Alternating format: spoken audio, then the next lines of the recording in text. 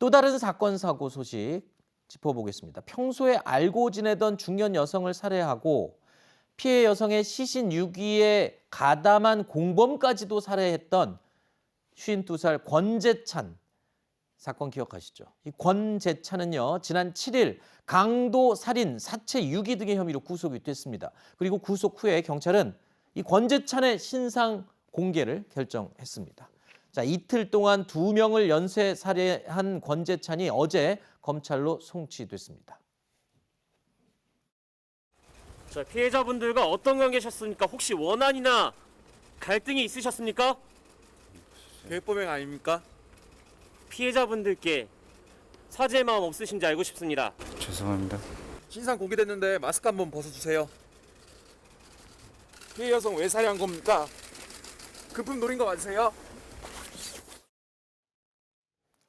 영상에 보신 것처럼 기자들이 마스크를 벗어달라고 요청했는데 권재찬이 이를 거절했습니다. 경찰은 이미 신상을 공개한 상황이고 인터넷에 보면 본인 얼굴하고 신상 다 떠 있습니다. 근데 본인이 마스크를 내려달라는 요청을 거부했어요. 이래도 어쩔 수 없는 겁니까?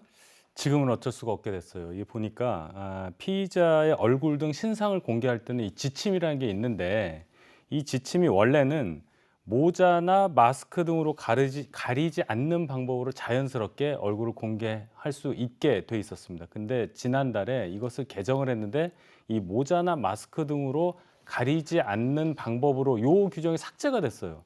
그러니까 모자나 마스크로 가려도 이게 규정에는 어긋나지 않는 거가 된 거죠. 그러니까 지금은 강제로 벗길 수가 없는 상황이 되는 거죠. 알겠습니다. 이것도 바뀌어야 되는 거 아닌가요? 뭐 어차피 알겠습니다. 다음 소식 계속 이어가겠습니다. 이미 알려진 대로 이 권재찬은요, 과거에도 강도, 강간, 살인 등의 범죄를 저지른 전과가 있는 것으로 확인이 됐죠. 그런데 취재 결과 이런 사실이 또 추가로 드러났습니다. 지난 2003년 강도 살인 혐의로 징역 15년을 선고받고 형을 산 뒤에 2018년 3월에 출소를 했는데요. 이 권재찬에 대해서 당시에 경찰이 권 씨가 다시 범행을 저지를 우려가 높다고 판단을 했습니다. 그래서 일종의 우범자로 분류해서 관리 대상에 포함을 시켜놨다는 겁니다. 그러니까 이 권재찬은 또 범죄를 저지를 가능성이 높으니 경찰이 계속 지속적으로 예의 주시를 해야 되는 대상이었다는 거죠. 그런데 그 관리 대상 기간 중에 추가 범죄를 저질렀다.